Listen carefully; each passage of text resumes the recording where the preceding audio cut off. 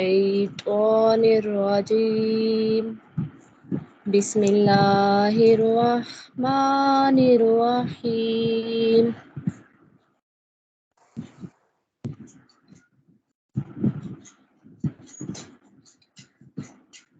والقدر وما أدراك ما القدر والقدر خير من ألف شهر تنزل الملائكة والروح فيها بإذن ربهم من كل أمر سلام هي حتى مطلع الفجر آمنت بالله صدق الله العظيم.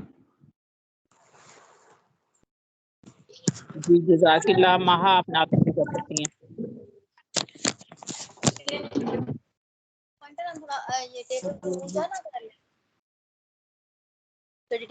تم پر میں لاکھ جان سے قربان یا رسول برائے میرے دل کے بھی ارمان یا رسول تم پر میں لاکھ جان سے قربان یا رسول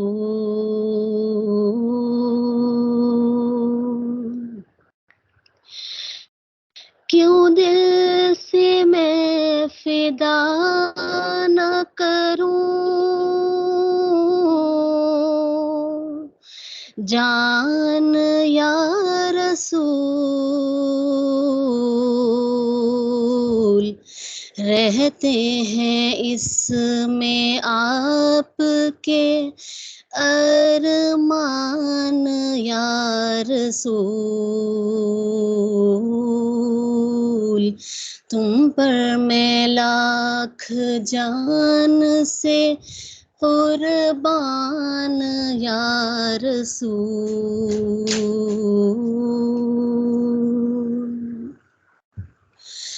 کشتا ہوں روح پاک کا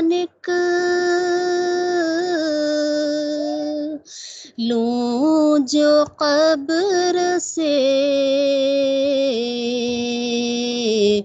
جاری میری زباں پہ ہو قرآن یا رسول برائے میرے دل کے بھی ارمان یا رسول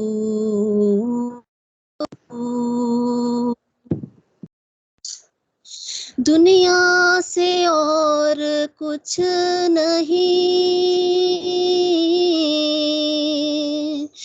مطلوب ہے مجھے لے جاؤں میں اپنے ساتھ ایمان یا رسول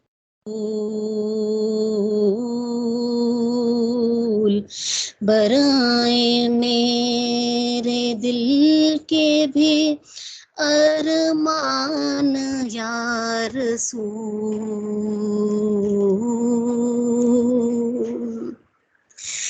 مشکل کشاں ہے آپ امیر آپ کا غلام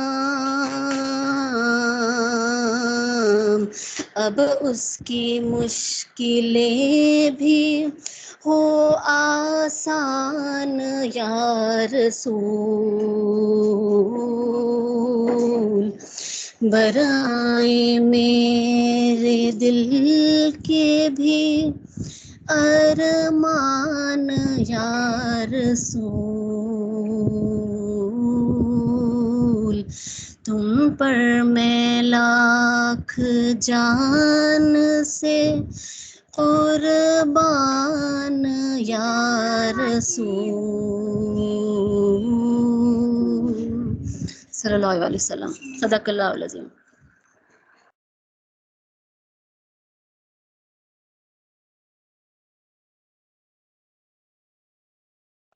جی جزاک اللہ. ہاں جی، کوئی اور پڑھنا چاہے نعت؟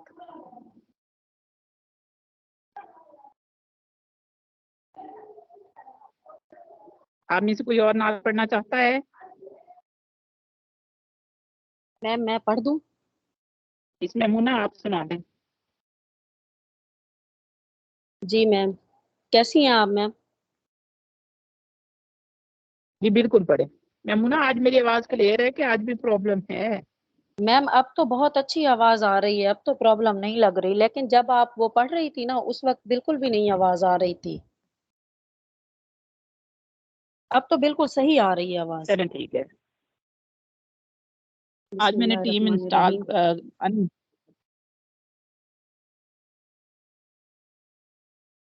الرحیم. میم میں شروع کروں؟ بالکل آپ کو ہی کہہ رہی ہوں. اللهم صل على محمد وعلى آل محمد كما صليت على إبراهيم وعلى آل إبراهيم إنك حميد مجيد. اللهم بارك على محمد وعلى آل محمد كما باركت على إبراهيم وعلى آل إبراهيم إنك حميد مجيد. تاجدار حرم اے شہنشاہ دی، تاجدار حرم اے شہنشاہ دی، تم پہ ہر دم کروڑوں درود و سلام.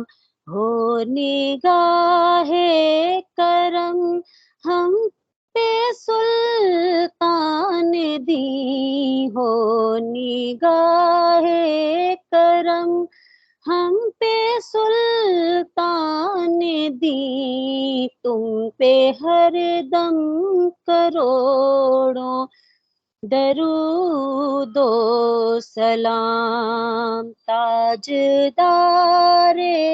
حرم دور رہ کر نہ دم ٹوٹ جائے کہیں، دور رہ کر نہ دم ٹوٹ جائے کہیں، کاش طیبہ میں اے میرے ماہ مبیں، کاش طیبہ میں اے میرے ماہ مبیں، دفن ہونے کو مل جائے 2 گز زمین، دفن ہونے کو مل جائے 2 گز زمین، تم پہ ہر دم کروڑوں درود و سلام.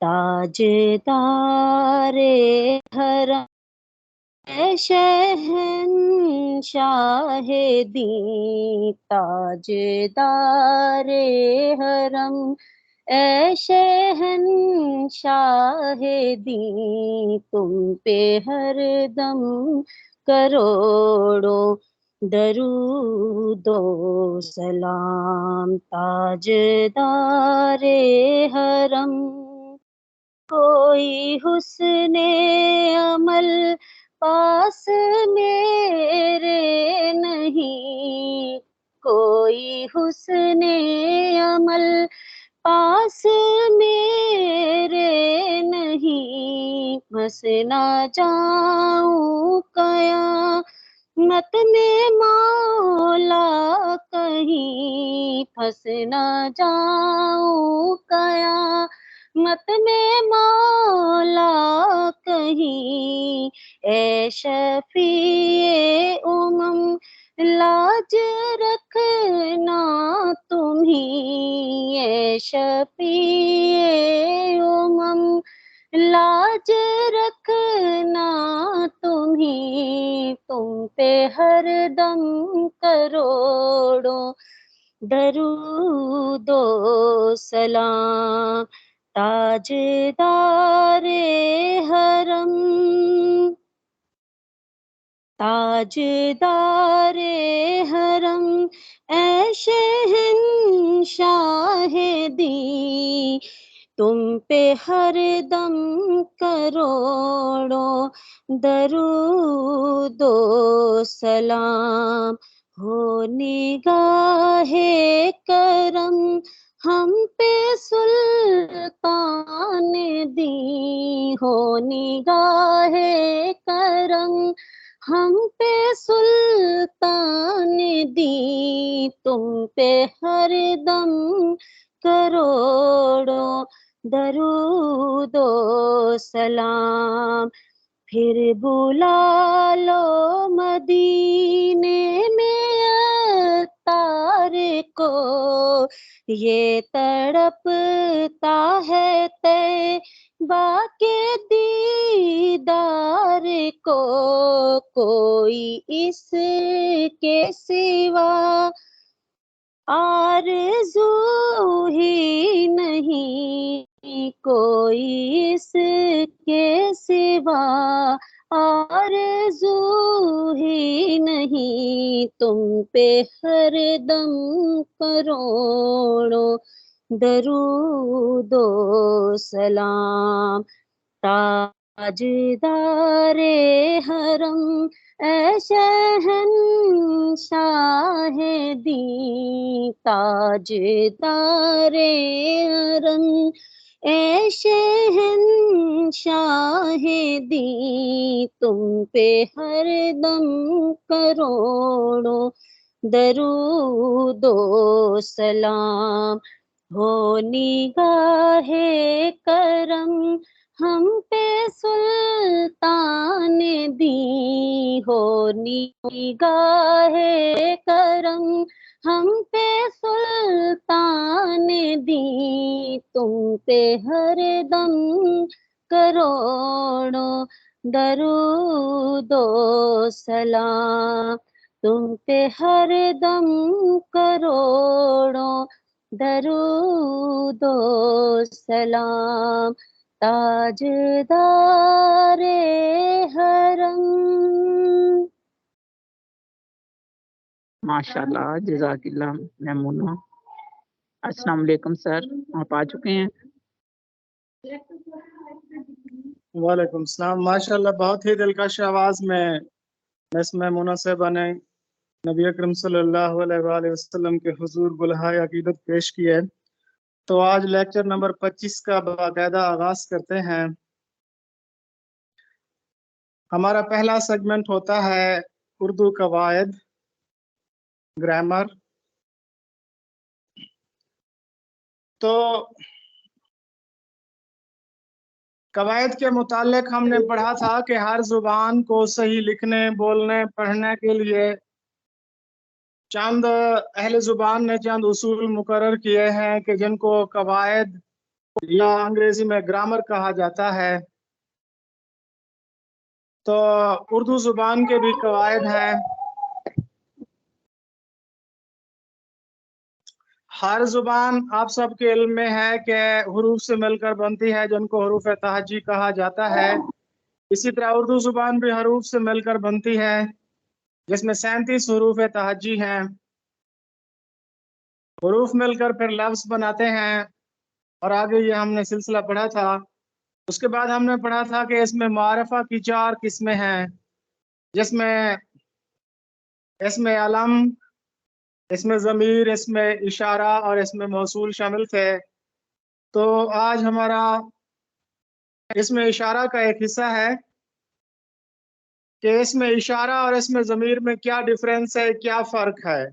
इसके मुतालिक मैंने कल बताया था कि इसमें इशारा हाथ, आँख या जिस्म के किसी भी अज़ा से के ज़रिए इशारा करना होता है, जबकि इसमें ज़मीर में दिल से इशारा करना होता है। एक तो ये फ़र्क था, और दूसरा फ़र्क मैंने आपको बताया था कि इसमें ज़मीर के बाद کوئی اسم استعمال نہیں ہوتا، جبکہ اسم اشارہ کے بعد اسم استعمال ہوتا ہے، جیسے یہ قلم کس کا ہے، یہ اسماء الاشارہ ہے اور قلم جو ہے مشار الیہ، اس کے متعلق ہم نے کل ڈسکس کر لیا تھا۔ جی میڈم صاحب نیکسٹ سلائیڈ۔ جی سر کر دیے۔ جی حصہ ادبی اصطلاحات میں آج ہمارا جو لفظ ہے وہ ہے احساس۔ احساس کا تعلق حواس خمسہ سے ہوتا ہے۔ اللہ تعالیٰ نے انسان کو حواس خمسہ عطا کیے ہیں، دیکھنا، سننا، سونگھنا، چکھنا، تو یہ سارے حصے ہیں۔ حواس خمسہ کے ذریعے یا حواس خمسہ کی کسی ایک حص کے ذریعے جب ہم کوئی علم دریافت کرتے ہیں، کوئی بات دریافت کرتے ہیں، یا پھر ماحول سے ہم کسی چیز کا اثر لیتے ہیں، تو اس کا پھر جو ری ایکشن ہوتا ہے یا جو ہماری جو فیلنگز ہوتی ہیں ان کو احساس کہا جاتا ہے۔ یعنی حواس خمسہ سے ہم نے کوئی چیز محسوس کی اور اس کے بعد اس چیز کا جو اثر ہوتا ہے اس کو احساس کہتے ہیں۔ جیسے خوشی کا احساس ہوتا ہے، جیسے غمی کا احساس ہوتا ہے، جیسے غصے کا احساس ہوتا ہے، جیسے رقیق قلب یعنی دل کی نرمی کا احساس ہوتا ہے، ندامت شرمندگی کا احساس ہوتا ہے۔ تو جو چیز بھی ہم حواس خمسہ کے ذریعے محسوس کرتے ہیں اور پھر اس کا جو اثر ہوتا ہے اس اثر کو احساس کہا جاتا ہے۔ جی یہ دراصل ایک کیفیت کا نام ہے جو کسی فعل یا صورتحال کی بدولت ہوتی ہے، اور یہ کیفیت خوشی کی بھی ہو سکتی ہے، غم کی بھی ہو سکتی ہے۔ تو حواس خمسہ کے ذریعے ہم جو کچھ محسوس کرتے ہیں اس کا جو اثر ہوتا ہے اس کو احساس کہتے ہیں۔ جی نیکسٹ سلائیڈ میڈم صاحب۔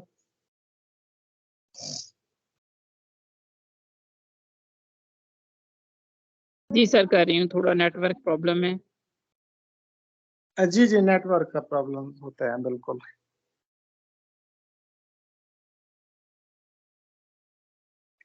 جی علم بیان و بدیع میں آج ہم نے مطالعہ کرنا ہے مرات النظیر کا۔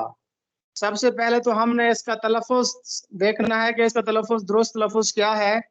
مرات النظیر میم پر پیش ہے اور تے پر بھی پیش ہے، مرات النظیر، مرات النظیر۔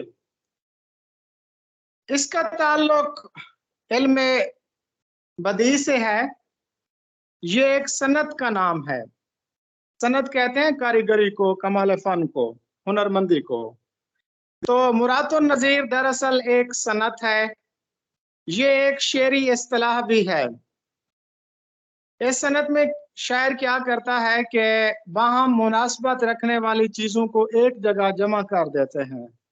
جیسے کسی شعر کے اندر چمن، پھول، سبزہ، گل، بلبل، ان سارے جو چیزیں ہیں مناسبت رکھنے والی ان سب کو جمع کر دینا، لیکن جمع یوں کرنا کہ ان چیزوں میں تضاد کا تعلق نہ ہو۔ اکثر ہمارے اسٹوڈنٹ لف و نشر اور مرات النظیر کی تعریف میں پریشان ہو جاتے ہیں، تو آپ یاد رکھیے کہ وہ مناسبات کے جس میں تضاد نہ ہو مرات النظیر ہے، اور وہ مناسبات کے جس میں تضاد ہو وہ لف و نشر ہے۔ جیسے ایک سب آگ ایک سب پانی، دیدہ و دل لذاب ہیں دونوں، اب آگ اور پانی، ان میں مناسبت تو ہے لیکن تضاد کی مناسبت ہے۔ اچھا اسی طرح ایک اور بڑا مشہور شعر ہے، 2017 کے پیپر میں بھی وہ آیا تھا، تیرے آزاد بندوں کی نہ یہ دنیا نہ وہ دنیا، یہاں مرنے کی پابندی وہاں جینے کی پابندی۔ تو یہ بھی لف و نشر ہے، کیونکہ اس میں مرنا اور جینا ان دونوں میں مناسبت تو ہے لیکن تضاد کی ہے، تضاد کا علاقہ ہے۔ تو تعریف میں اگر یہ آ جائے کہ الفاظ میں جو لفظی مناسبت ہوتی ہے ان کے درمیان اگر तजाद का ताल्लुक है तो वो लफ़ नशर है, और मुनासबत लफ्जी में अगर तजाद का ताल्लुक नहीं है तो वो मुरातुन नज़ीर है। तो इसकी मिसाल देखते हैं। खत बढ़ा जुल्फें बढ़ी, काकुल बढ़े गैसू बढ़े, हुस्न की सरकार में जितने बढ़े हिंदू बढ़े। ये ज़ौक़ का शेर है। अब देखें, खत, काकुल, जुल्फें, काकुल और गैसू, ये बज़ाहिर तो एक जैसी चीजें हैं, लेकिन इनमें थोड़ा सा डिफरेंस है, वो जरा सुन लीजिए। सबसे पहले तो हम देखते हैं कि हिंदू का लुग़वी मतलब होता है काला। हिंदू का ये मतलब नहीं कि बुतों की पूजा करने वाला, हिंदू का मतलब होता है काला, ब्लैकिश। ये आर्यंस जब 5000 साल पहले हिंदुस्तान में आए थे तो उन्होंने देखा कि यहाँ के मकामी लोग ब्लैकिश हैं, पस्त कदोकामत के साथ उनकी जो रंगत है वो काली है, सांवली है। तो इसलिए फिर उन्होंने इसको हिंदू का नाम दिया। हिंदू संस्कृत जबान का लफ्ज है, आर्यंस की जबान संस्कृत थी ना। तो अब खत क्या होता है? खत ये होता है कि जब अहद शबाब में नौजवान बाले लड़के जब जवान हो रहे होते हैं तो उनके चेहरे पर सब्जी माहिल जो बाल निकल रहे होते हैं उनको खत कहा जाता है। और उर्दू में सब्ज़ा खत की तरकीब भी इस्तेमाल होती है।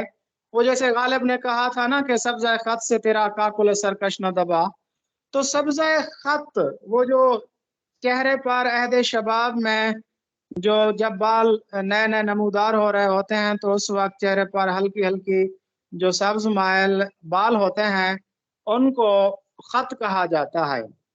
तो चेहरे पर जो हल्के हल्के बाल होते हैं जो आपके अहद शबाब की अलामत होते हैं, शबाब में दाखिल होने की अलामत होते हैं, तो उनको खत कहा जाता है। उसके बाद है जुल्फ। जुल्फ किसे कहते हैं? जुल्फ अरबी जुबान का लफ्ज है। रात का जो पहला पहर होता है उसको जुल्फ कहा जाता है। रात के पहले पहर को जुल्फ कहा जाता है। तो वैसे तो आमतौर पर हर बालों को ही जुल्फ कहा जाता है, लेकिन इसमें थोड़ा सा फर्क है। ऐसे बाल जो कानों के ऊपर और गर्दन के ऊपर रहते हैं, कानों के ऊपर और गर्दन के ऊपर सर के जो बाल होते हैं बड़े बड़े, उनको जुल्फ कहा जाता है। और ये जो जुल्फे हैं ये नबी सल्लल्लाहु अलैहि वसल्लम की सुन्नत भी हैं। उसके बाद है काकुल। काकुल किसे कहते हैं? काकुल कहते हैं बालों की लट। वो जो खवातीन की एक बालों की लट जब उनके चेहरे के आगे लटकने लगती है ना, और बिल्कुल एक सुराही जैसी उसकी शक्ल और शबाहत हो जाती है, उसको कहा जाता है काकुल। काकुल उसी को कहा जाता है, खमे काकुल जिस तरह एक लफ्ज इस्तेमाल होता है। तो उसके बाद है गैसू। गैसू ये है कि जब चेहरे के दाएं और बाएं तरफ और यानी कि बालों को आप 3 हिस्सों में तकसीम करें। एक हिस्सा आप गर्दन पे डाल दें, दूसरा हिस्सा आप एक तरफ दाएं तरफ और तीसरा हिस्सा बाएं तरफ करके जो जब आप बालों को 3 किस्मों में तकसीम करते हैं तो उसको गैसू कहा जाता है। जैसे वो ये है ना कि वो गैसू सवार रहे हैं, उधर खम पे खम निकलता है तो इधर दम पे दम निकलता है। तो गैसू दरअसल वही बाल होते हैं कि जब महबूब बालों को संवार रहा होता है, उसको 3 हिस्सों में तकसीम करके वो कंघी दे रहा होता है, तो उसको गैसू कहते हैं। हुस्न की सरकार में जितने बड़े हिंदू बड़े, यहाँ पर हिंदू का जो लफ्ज इस्तेमाल किया गया है वो इन चीजों की रंगत को जाहिर करने के लिए कि जो ये जो चारों चीजें हैं, खत, जुल्फ, काकुल और गैसू, ये ब्लैकिश बहुत ज्यादा है, यानी कि महबूब के बालों की रंगत को उजागर करने के लिए शायर ने ये तशबीहात इस्तेमाल की हैं। तो इनमें सब में मुनासबत है, खत, जुल्फ और काकुल में मुनासबत है।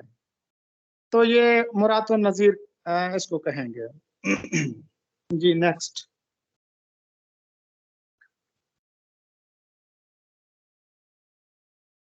जी हमजा शहबाज ये वजीर आजम रहे थे कुछ दिनों के लिए। ये किस नंबर पर वजीर आजम थे? ये हमारे पंजाब के 18वें वजीर आजम थे। आप सबके इल्म में है कि पंजाब के जो पहले वजीर आजम थे वो इफ्तिखार हुसैन ममदूद थे, और इस वक्त जो मौजूदा वजीर आला हैं वो मोहसिन रजा नकवी हैं। पंजाब के पहले वजीर आला इफ्तिखार हुसैन ममदूद और मौजूदा वजीर आला मोहसिन रजा नकवी। तो ये हमजा शहबाज शरीफ ये 18वें वजीर आजम थे। उसके बाद शायद मेरे ख्याल में परवेज इलाही आए थे 19वें, और इसके बाद फिर ये मोहसिन रजा आ गए हैं, वो ये 20वें हैं। उसके बाद है शालामार बाग। कहा जाता है कि मुगल बादशाह शाहजहां ने इसे तामीर कराया था। जब मुगल बादशाह लाहौर आए थे, शाहजहां लाहौर आए थे, उन्होंने दरबार लगाया था, तो उनके दरबार में उनका एक दरबारी था जिसका नाम था अली मर्दान खान। अली मर्दान खान अली मर्दान खान ने बादशाह से कहा, मेरे पास एक ऐसा शख्स है कि जिसको नहर बनाने का तजर्बा है। तो बादशाह खुश हो गया, शाहजहां खुश हो गया। उसने एक हुक्म दिया कि दरियाए रावी से एक नहर निकाली जाए और लाहौर के आसपास से गुजारा जाए। तो इस मकसद के लिए शाहजहां ने 2 लाख रुपए भी दे दिए थे, और कहते हैं कि 1.5 साल में ये शालाबाग मुकम्मल हुआ, और बादशाह ने कहा कि नहर के चारों तरफ एक बहुत बड़ा बाग भी बनाया जाए जिसमें फलदार दरख्त लगाए जाएं, और ये जो बाग है ये तकरीबन 80 था। शाहजहां ने लाहौर में दरबार लगाया। हाजी मर्दान खान ने कहा कि नहर बनाने वाला एक आदमी है। बादशाह ने कहा कि लाहौर के आसपास एक नहर निकाली जाए और उसके साथ साथ एक बहुत बड़ा बाग लगाया जाए। इस काम के लिए 2 लाख रुपए भी बादशाह ने दे दिए थे। उसके बाद फिर बाग की तैयारी शुरू हो गई, नहर की तैयारी शुरू हो गई। 80 एकड़ रकबे पर यह बाग लगा हुआ था, और कहते हैं कि बाग 3 हिस्से थे। एक का नाम था फैज बख्श, दूसरे का नाम था हयात बख्श, और तीसरे का नाम था फरहा बख्श। इस बाग के 3 हिस्से थे। इसमें कंधार और अफगानिस्तान से पौधे मंगवाए गए थे, अनार और अंगूर के। और फिर यहाँ पर दरमियान में एक हाउस भी बनाया गया था, तालाब भी बनाया गया था, और शाही हमाम खाने भी बनाए गए थे। और ये इंतहाई बाग था। कहते हैं कि इसी बाग की एक बारादरी में बैठकर औरंगजेब आलमगीर की जो बेटी थी, उसका नाम क्या था, ज़ेबुन्निसा शायद उनका नाम था, वो अशार यहाँ पर लिखती थी। तो आज भी ये बाग बड़ा मशहूर है और कौमी विरसे में शामिल है। 1981 में इसको आलमी विरसे में शामिल कर लिया गया था, और आज भी बाहर से जो हमारे मुअज़्ज़िज़ मेहमान आते हैं, हुक्मरान आते हैं, तो उनको इसी बाग की सैर कराई जाती है। तो औरंगजेब आलमगीर की जो बेटी थी ना, ज़ेबुन्निसा, वो इसी बाग में बैठकर शायरी करती थी। जी next slide madam. Winter Olympics 2022 कहाँ हुए थे? ये तो आप सबके इल्म में है कि बीजिंग में हुए थे ना, बीजिंग ओलंपिक्स आप लोगों ने भी देखे होंगे। ये जो लफ्ज ओलंपिक है, ये यूनान का एक कदीम शहर था ओलंपिया। यूनान का एक कदीम शहर था ओलंपिया। उस शहर में हर 4 साल के बाद अदबी और वर्जिशी मुकाबले होते थे। वो कदीम दौर की एक रिवायत थी, कदीम खेल होते थे। उस जदीद ओलंपिक्स का आगाज गलबन 1896 में हुआ था। उसके बाद फिर हर 4 साल के बाद ये ओलंपिक्स होते हैं। तो 2022 का जो ओलंपिक्स था वो बीजिंग में हुआ था, चीन में।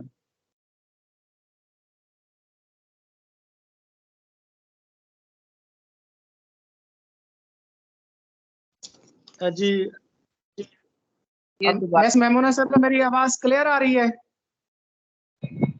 जी सर आ रही है आवाज आपकी।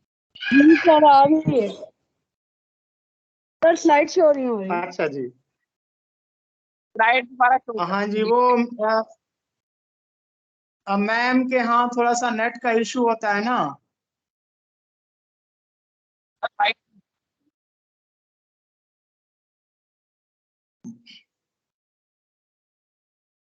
जी नेक्स्ट मरूज ये सर हमारी आपकी आवाज भी अकबरनामा। कट कट के आ रही है।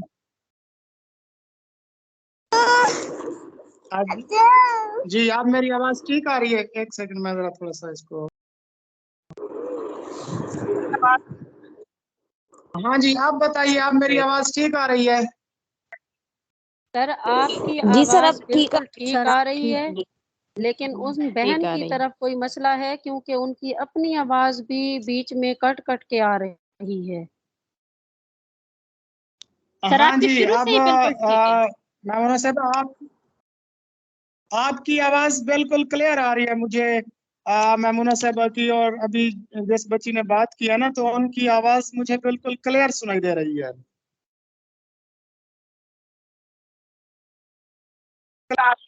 जी नेक्स्ट मरूजी पढ़ते हैं अकबरनामा। अकबरनामा किसने लिखा था? आप सबके इल्म में है कि मुगल बादशाह अकबर के 9 रतन थे, जिनमें से एक अबू अल फाजल फैजी भी थे। अबू अल फाजल फैजी ने एक किताब लिखी थी जिसका नाम था अकबरनामा। इसमें उन्होंने मुगल शहनशाह अकबर आजम की जिंदगी के अहवाल बयान किए थे, और ये किताब फारसी में लिखी गई थी। कहा जाता है कि अकबरनामा की 3 जिल्दें हैं। पहली जिल्द में तैमूर से लेकर हुमायूं तक की तारीख है। अच्छा,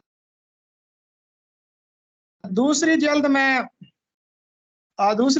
अकबर के जमाने के जो आइन थे, कवानीन थे, ये जो आइन अकबरी है ना, ये दरअसल अकबरनामा का दूसरी जिल्द है, ये दरअसल अकबरनामे की, जो कि अबू अल फाजल फैजी ने लिखी थी। और फिर इसकी तीसरी जिल्द भी है, जिसमें अकबर की जो है ना, अकबर की हुकूमत से लेकर उसके मरने तक के वाकयात हैं। तो अकबरनामा अबू अल फाजल फैजी ने लिखी है। इसकी 3 जिल्दें हैं। पहली जिल्द में तैमूर से हुमायूं तक के वाकयात हैं। दूसरी जिल्द में आइन अकबरी यानी कि अकबर के अहद के रसूमात और रिवाज और कवानीन के मुतालिक बताया गया है। तीसरी जिल्द में अकबर के अहद और उसके मरने तक के वाकयात का जिक्र किया गया है, और यह फारसी जबान में लिखी गई थी। पाकिस्तान का पहला सिविल मार्शल लॉ एडमिनिस्ट्रेटर, ये तो आप सबके इल्म में है, जुल्फकार अली भुट्टो को जो है ना सिविल मार्शल लॉ एडमिनिस्ट्रेटर कहा जाता है। जी नेक्स्ट हमारा सेगमेंट है डॉक्टर सलीम अख्तर की तारीख से जाफर जटली।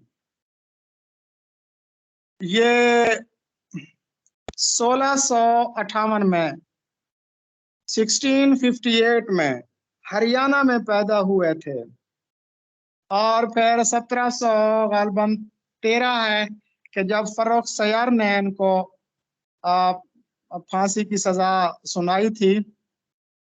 तो इनका असल नाम मोहम्मद जाफर था, इनका तखल्लुस जटली था। जटल कहते हैं बेमानी और बेराब्त गुफ्तगू करने वाले को।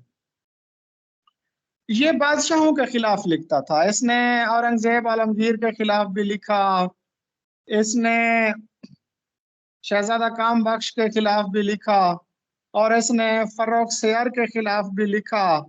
और फर्रुख सयार जो है ना 1716 में, गालबान 13 नहीं 1716 में वो फर्रुख सयार अपने दुश्मनों को जूतों के तस्मे से गला घोंट कर मरवाता था। तो उसने भी जाफर जटली का गला घोंट कर तस्मे से गला घोंट कर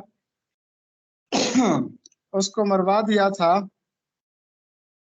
कहा जाता है कि जाफर जटली के कलाम में तंज भी है, ज़राफत भी है, हाजिल गोई भी है, हजवियात भी है, फहाशी भी है, उरियानी भी है, फक्कड़पन भी है, और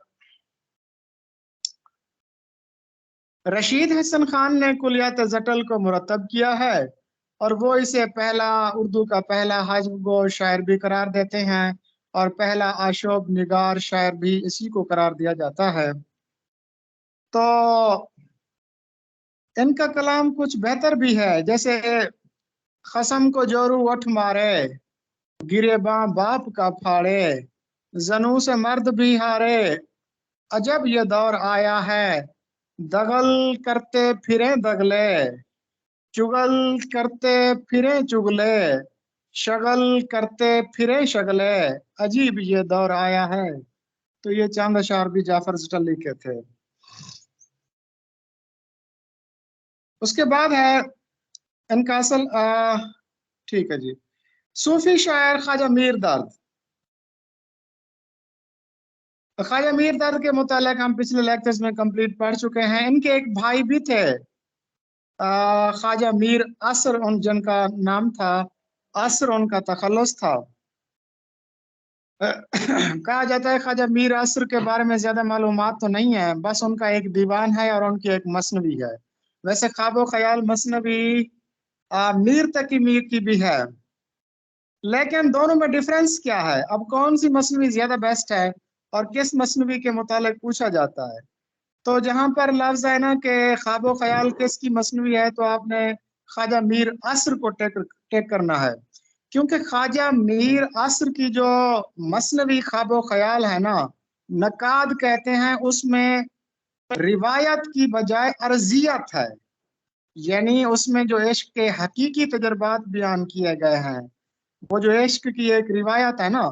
मसनवी ख्वाबो ख्याल में तो जो मीर तकी मीर की मसनवी है उसमें आपको इश्क की रिवायत मिलती है, लेकिन जो ख्वाजा मीर असर की मसनवी है उसमें अर्जियत मिलती है, यानी इश्क के हकीकी तजर्बात मिलते हैं। आप सब ने ये अशार तो सुने होंगे ना, जग में आकर इधर उधर देखा, तू ही आया नजर जिधर देखा। हम लोग समझते हैं कि ये ख्वाजा मीर दर्द का शेर है, नहीं, ये मसनवी ख्वाबो ख्याल का शेर है। जग में आकर इधर उधर देखा, तू ही आया नजर जिधर देखा। और रिसेंटली तो ये गजल मतलब इन अशार को गाया भी गया है। अर्जो समा कहाँ तेरी वुसअत को पा सके, मेरा ही दिल है वो कि जहां तू समा सके। तो इन ये जो अशार हैं ये ख्वाजा मीर असर के हैं। जी मेरी आवाज क्लियर आ रही है मिस मेमुना साहब?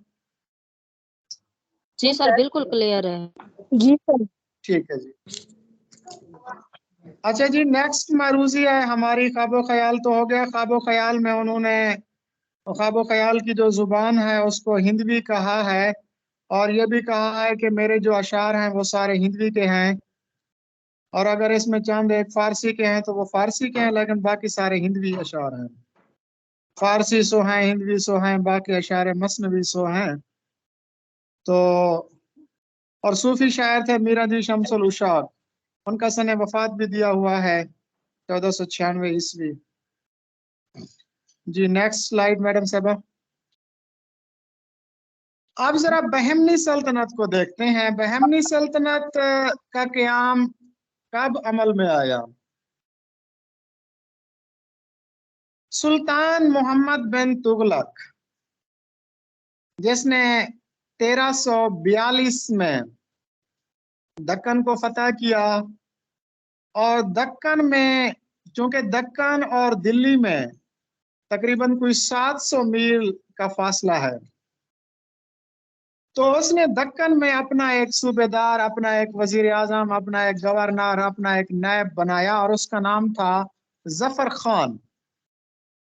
1342 ईस्वी में मोहम्मद बिन तुगलक ने दक्कन फतह करने के बाद जफर खान को उस इलाके का सूबेदार मुकर्रर किया।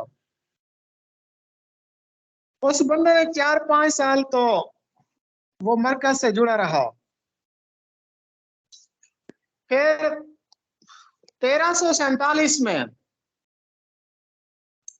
ظفر خان نے دکن کے جو چھوٹے چھوٹے سردار تھے، جو چھوٹی چھوٹی ریاستیں تھیں، سب کو اپنے ساتھ ملا لیا اور مرکز سے بغاوت کر کے خود ہی بادشاہ بن گیا۔ اور بادشاہ بننے کے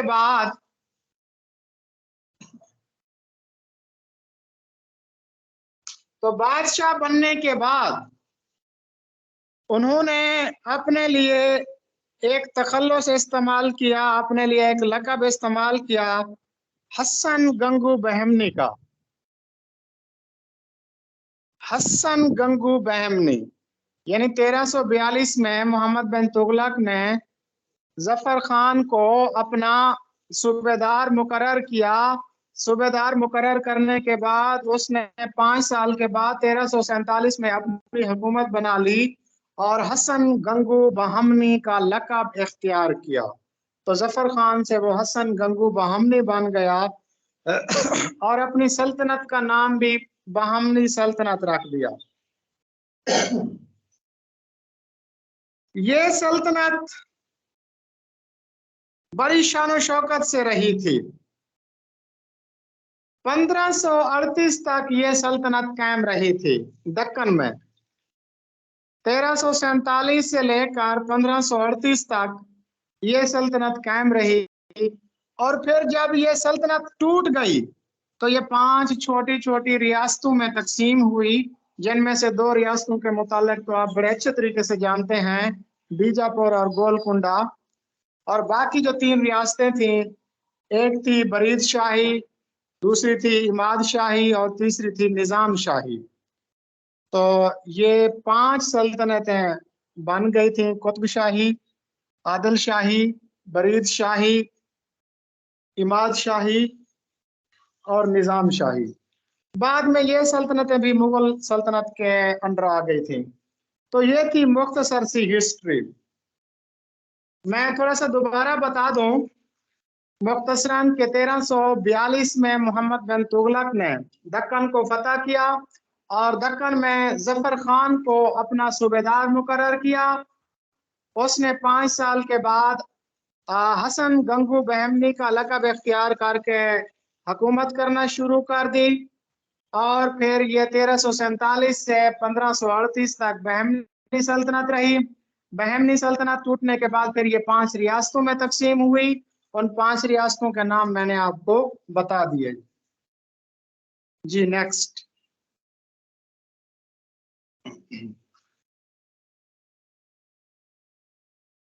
جی پچھلی سلائیڈ کیجیے میڈم صاحبہ، اس میں تھوڑی سی کوئی چیزیں ہیں دیکھتے ہیں۔ ہاں جی، بہمنی سلطنت جب ٹوٹی تو 5 چھوٹی ریاستوں میں تقسیم ہوئی، ان ریاستوں کے نام میں نے آپ کو بتا دیے۔ اس کے بعد ظہیر الدین بابر جو کہ پہلا مغل بادشاہ تھا، جس نے 1526 عیسوی میں بر صغیر میں مغلیہ سلطنت کی بنیاد رکھی تھی۔ اس نے دراصل پانی پت کی پہلی لڑائی میں ابراہیم لودھی کو شکست دی تھی۔ اور آپ یہ جنگ پڑھیں، یہ پہلی جدید ترین جنگ ہے بر صغیر کے حوالے سے کہ جس میں پہلی مرتبہ توپ کا استعمال کیا گیا تھا۔ کہتے ہیں کہ ابراہیم لودھی بڑا ظالم بادشاہ تھا، اس نے اپنے بھائی کو بھی اقتدار کے لیے قتل کروا دیا تھا اور اس کے ساتھ ساتھ جو باقی چھوٹی چھوٹی ریاستیں تھیں ان کو بھی ناجائز تنگ کرتا تھا۔ تو اسی ریاست میں سے ایک ریاست تھی میواڑ، اس کے ایک راجا تھے رانا سانگا۔ انہوں نے پھر ظہیر الدین بابر سے مدد چاہی تھی، تو ظہیر الدین بابر نے ابراہیم لودھی اس پٹھان کو شکست دی تھی۔ اور آپ اگر کتاب پڑھیں ڈیوس کی، پال ڈیوس 100 فیصلہ کن جنگیں، تو کہا جاتا ہے کہ برصغیر کی ہسٹری میں یہ جنگ بڑی اہمیت کی حامل ہے، کیونکہ پہلی مرتبہ اس میں توپ کا استعمال کیا گیا تھا، بارود کا استعمال کیا گیا تھا۔ اور کہا جاتا ہے ابراہیم لودھی کی فوج جو ہے وہ تقریباً 8 گنا زیادہ تھی اور اس کے پاس ہزاروں ہاتھی تھے اور گھوڑ سوار تھے۔ اور کہا یہ جاتا ہے کہ ظہیر الدین بابر نے 700 بیل گاڑیوں پر توپیں لدوائی ہوئی تھیں اور توپچی بھی وہ سلطنت عثمانیہ کے لائے تھے۔ یہ توپ بھی ترکی زبان کا لفظ ہے نا، جیسے بیگم بھی ترکی زبان کا لفظ ہے اور توپ بھی ترکی زبان کا لفظ ہے.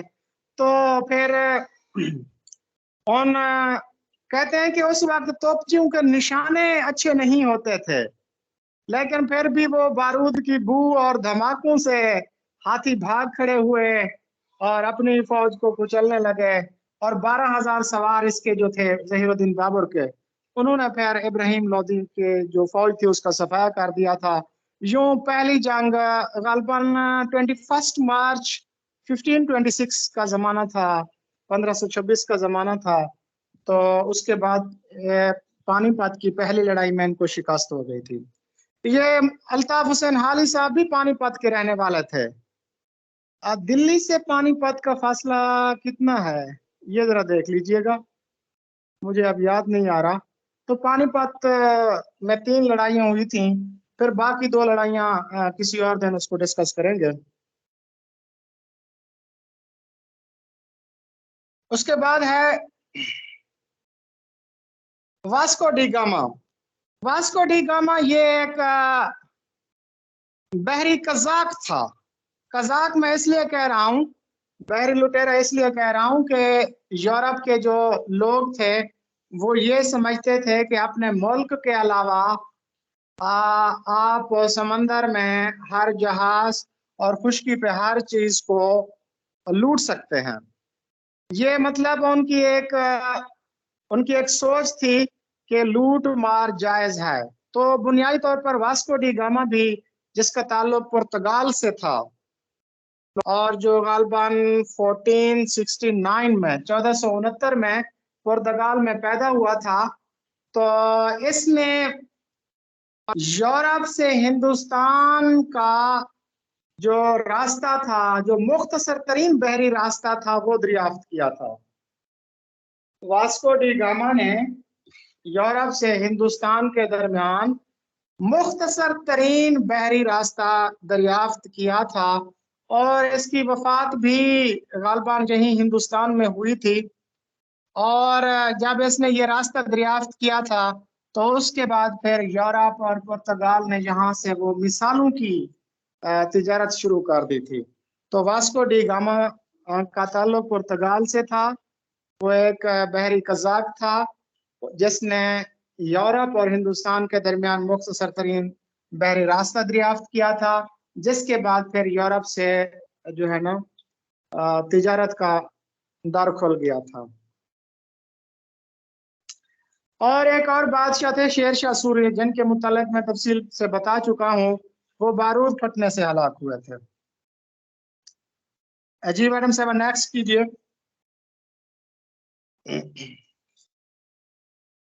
جی مس میمونہ صاحب آپ اس کو ریڈ کیجیے. جی سر. پیر فرتوت کی ترکیب کن معنوں میں مستعمل ہے؟ جی پیر فرتوت کہتے ہیں کہ ایسا شخص جو بہت زیادہ بوڑھا ہو چکا ہو، بہت زیادہ بوڑھا.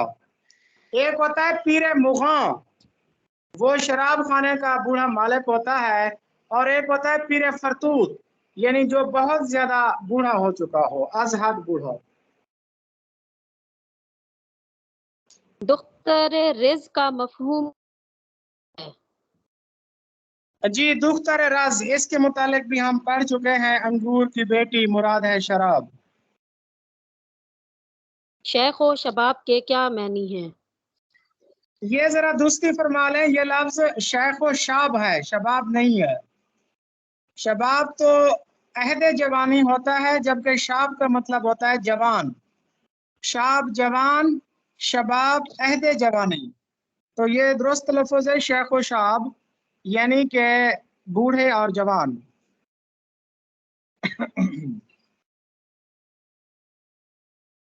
دید و دید ترکیب ہے، اس کا مفہوم کیا ہے؟ جی دید و دید یہ تصوف کی اصطلاح ہے، یعنی ایک دوسرے کی ملاقات کو جانا. صاحب فراش کی ترکیب کن معنوں میں مستعمل ہے؟ جی اس کے متعلق بھی ڈسکس ہو چکا ہے. صاحب فراش، فراش نہیں فراش. صاحب فراش کا مطلب ہوتا ہے کہ ایسا مریض جو بستر سے بھی نہ اٹھ سکے. غالب آخری عمر میں صاحب فراش ہو گئے تھے نا، لیٹے لیٹے مسودے دیکھتے تھے، لیٹے لیٹے اصلاح دیتے تھے. حجت اتمام کی ترکیب کا مفہوم کیا ہے؟ کسی امر میں آخری مرتبہ سمجھانا. مرور ایام کے کیا معنی ہیں؟ جی، مرور ایام کا مطلب ہوتا ہے گزرے ہوئے دن، ماضی کے دن، گزرے ہوئے دن. کھل کھیلنا محاورہ ہے، اس کے معنی کیا ہیں؟ جی، یہ محاورہ ہے کھل کھیلنا، یعنی کہ تم آزاد ہو کر جو کام بھی کرو، کھل کھیلو، بالکل آزاد ہو کر کوئی کام کرنا. دانتوں پسینہ آنا محاورہ ہے، اس کا مفہوم کیا ہے؟ جی، دانت پسینہ آنا، سخت محنت کرنا. ٹامک ٹوئیاں مارنا محاورہ ہے، اس کا مفہوم کیا ہے؟ تامک ٹوئیاں مارنا یعنی قیاس آرائیاں کرنا، قیاس آرائیاں کرنا. گنگا نہانا محاورہ ہے، اس کے معنی کیا ہیں؟ گنگا دراصل ایک پوتر دریا کا نام ہے. ہندو اسے مقدس دریا سمجھتے ہیں اور اپنے مردوں وغیرہ کی راکھ بھی گنگا میں نہاتے ہیں، اور صبح کے وقت گنگا میں ہندو اشنان بھی کرتے ہیں. اور گنگا کے حوالے سے کافی محاورے بھی مشہور ہیں. الٹی گنگا بہنا یا بہانا بھی ایک محاورہ ہے. تو گنگا بہانا کا مطلب ہوتا ہے کسی مشکل کام کو سر انجام دینا. جی سبک سر ہونا محاورہ ہے، اس کا مفہوم کیا ہے؟ جی، سبک سر ہونا کا مطلب ہے بے وقار ہونا، کمتر ہونا، ذلیل ہونا، بدخصلت ہونا، کمینہ ہونا، یہ سارے اسی معنوں میں استعمال ہوتے ہیں. گرہ سے باندھنا محاورہ ہے، اس کا مطلب کیا ہے؟ ہاں جی، گرہ سے کہتے ہیں کسی چیز کو اچھے طریقے سے یاد کر لینا، گرہ سے باندھ لینا.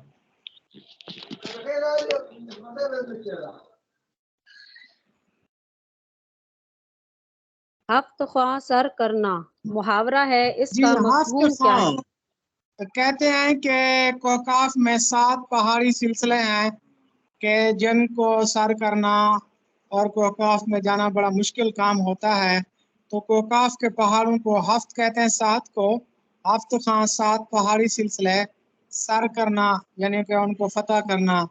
یہ ایک داستان بھی ہے نا، ایک داستان جس میں بتایا جاتا ہے کہ رستم نے ہفت خواہ سر کیے تھے، یعنی کہ 7 پہاڑوں کو فتح کیا تھا. تو کسی مشکل کام کی نسبت یہ کہا جاتا ہے ہفت خواہ سر کرنا. وتر بود کرنا محاورہ ہے، اس کے کیا معنی ہیں؟ جی، غطر بود کرنا یہ دراصل ایک استاد صاحب اپنے بچے کو شیخ سعدی کی کتاب گلستان پڑھا رہے تھے.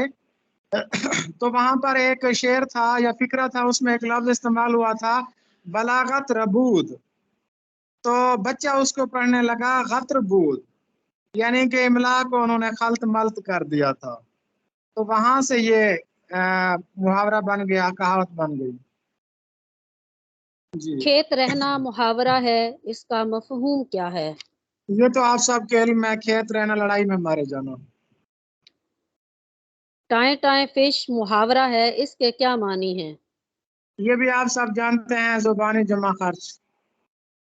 دھان پان ہونا محاورہ ہے، اس کا مفہوم کیا ہے؟ جی، دھان پان ہونا یعنی کہ کمزور ہونا، دبلا پتلا ہونا.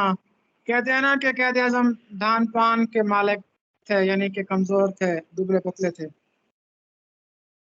محاورہ کے لیے کیا ضروری ہے؟ یہ آپ سب کے علم میں، محاورہ کے لیے اپنے مجازی معنی دینا بہت ضروری ہے. روزمرہ کے لیے ضروری ہے کہ وہ حقیقی معنی دے. نمازی کا ٹکا ضرب المثل ہے، اس کا مفہوم کیا ہے؟ یہ لفظ ہے نمازی کا ٹکا. ٹکا کہتے ہیں روپے پیسے کو.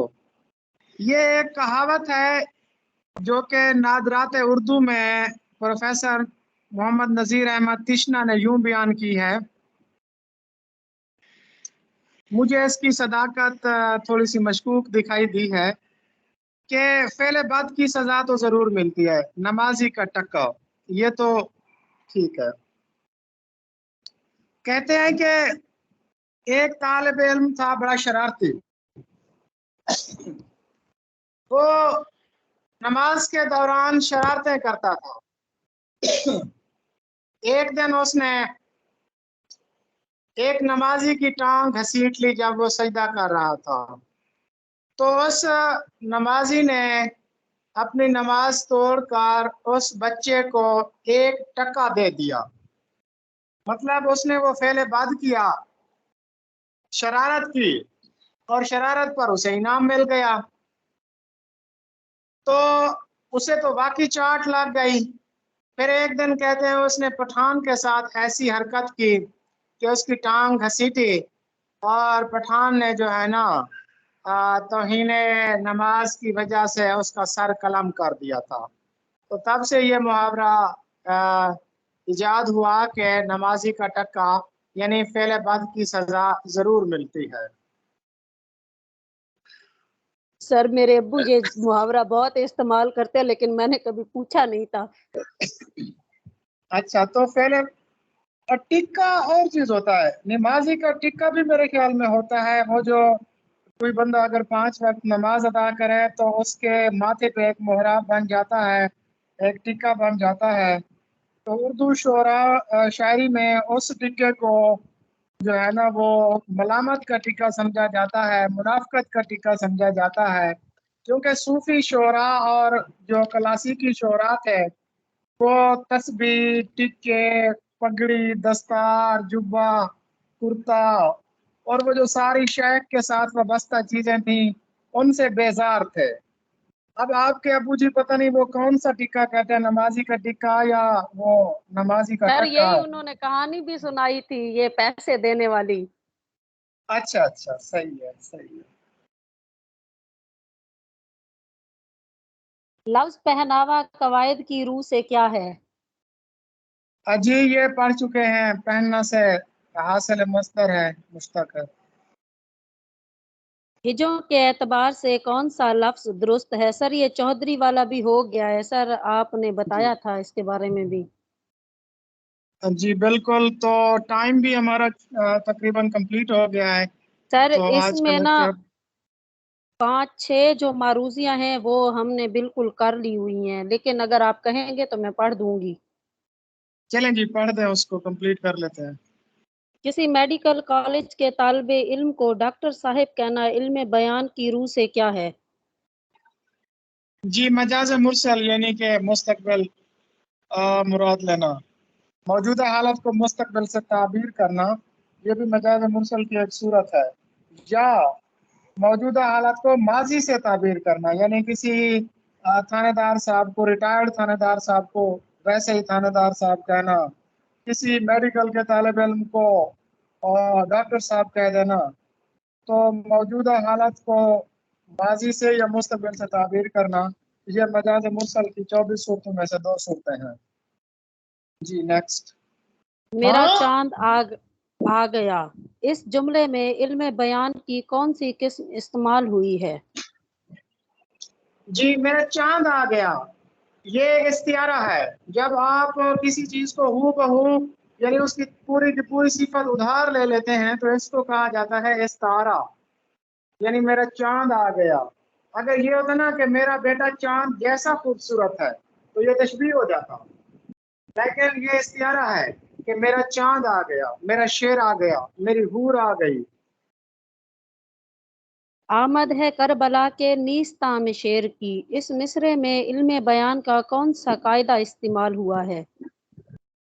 जी ये गालिबन मीर अनीस का एक मिसरा है, तो इसमें हजरत गाजी अब्बास के लिए ये इस्तियारा इस्तेमाल किया गया है शेर का।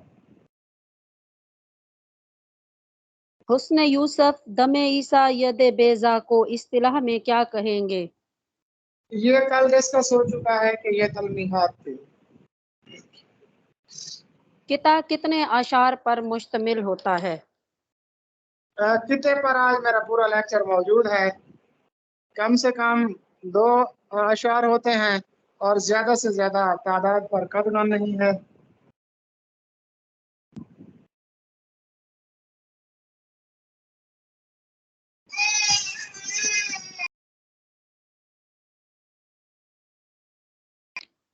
جی سر تقریباً 28 معروضیاں ہو گئی ہیں اس کی بھی۔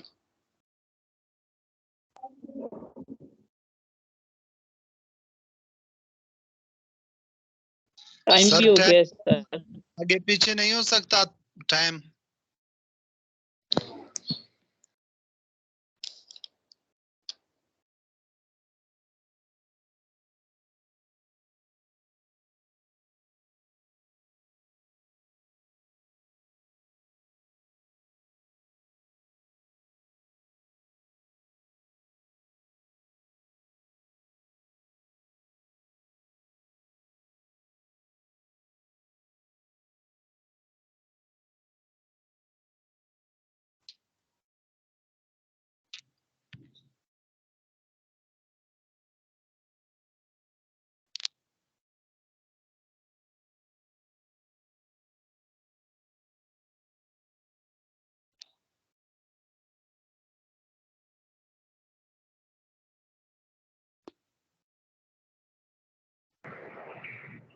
آواز نہیں آ رہی۔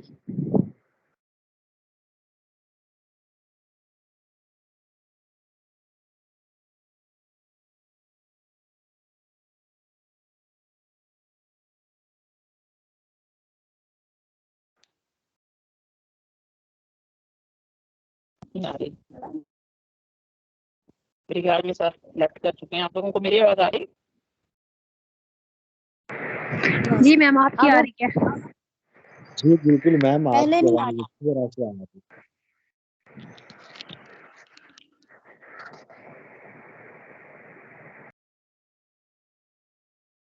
اچھا میں